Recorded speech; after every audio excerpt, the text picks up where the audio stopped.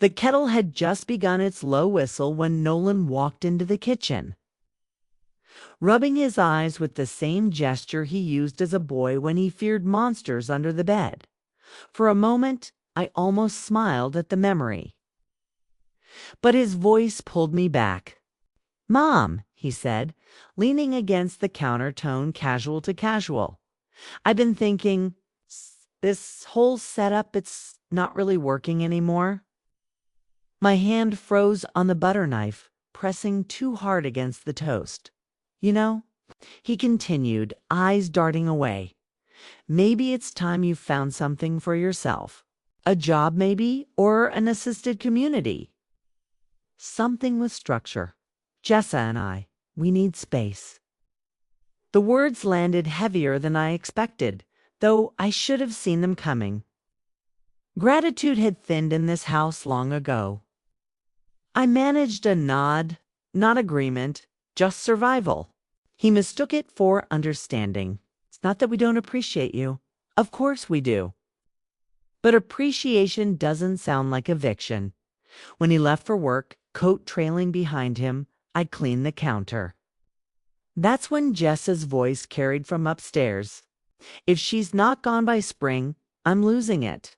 Ugh, that room could be my office." I stood motionless, cloth in hand, then carefully wiped away the coffee ring on the counter. A small act.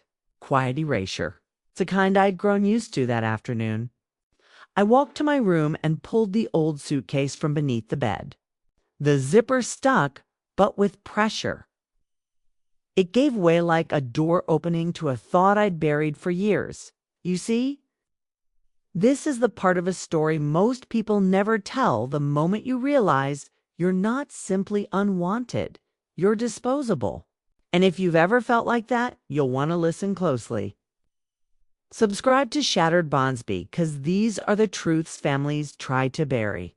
I didn't pack yet. I sat on the bed, listening to the house around me.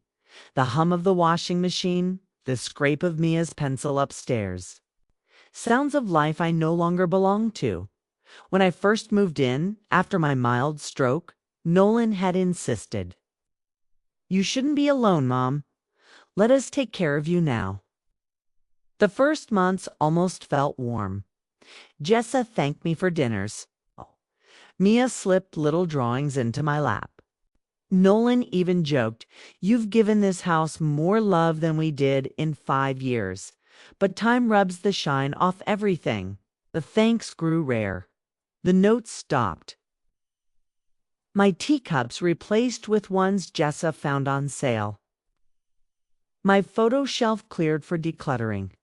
Even the lavender quilt I'd made for me, a vanished, swapped for something stiff. Store-bought? I told myself love looked like sacrifice, quiet service.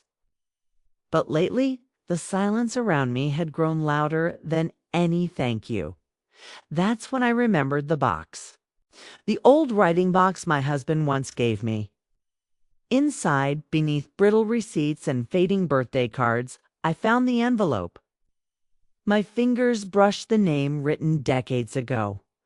Dorian, Thalva, thought the letter read, "If the world ever folds you too tightly, come find me."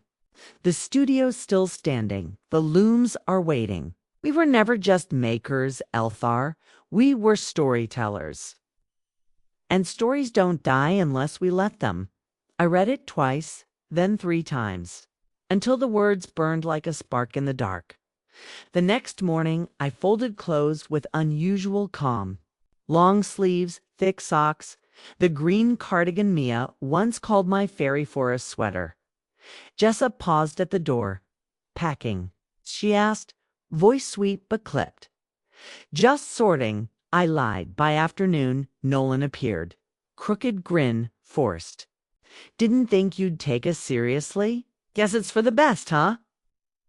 I gave this smile women are trained to give when they're dismissed, tight, harmless.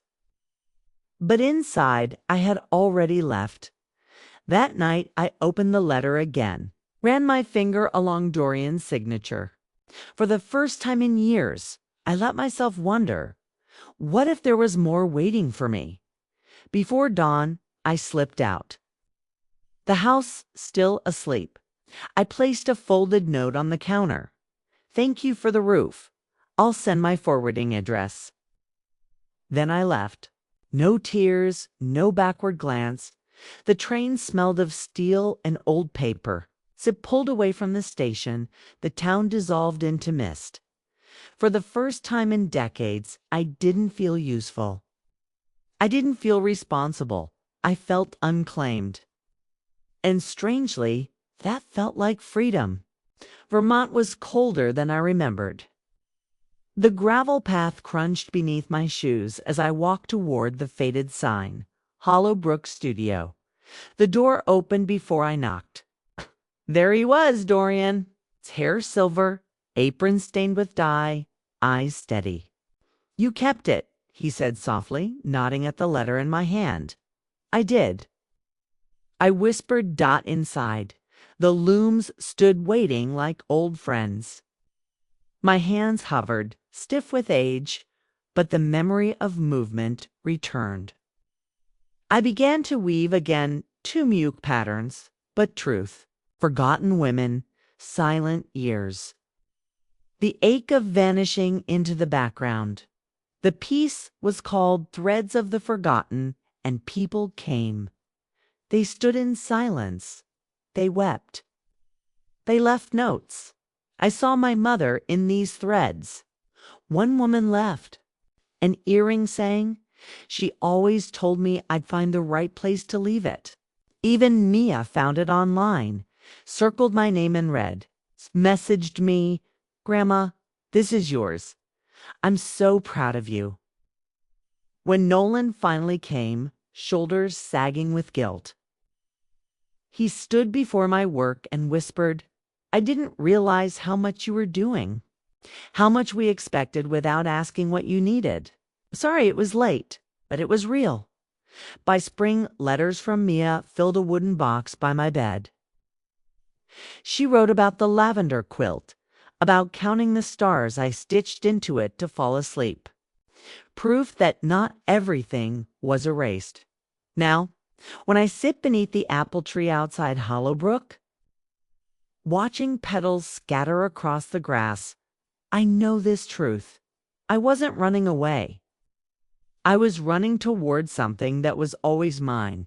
And if stories like this pull at you, if you've ever wondered what's left, unspoken behind family walls, make sure to subscribe to Shattered Bonds, because the quietest voices often carry the loudest truths.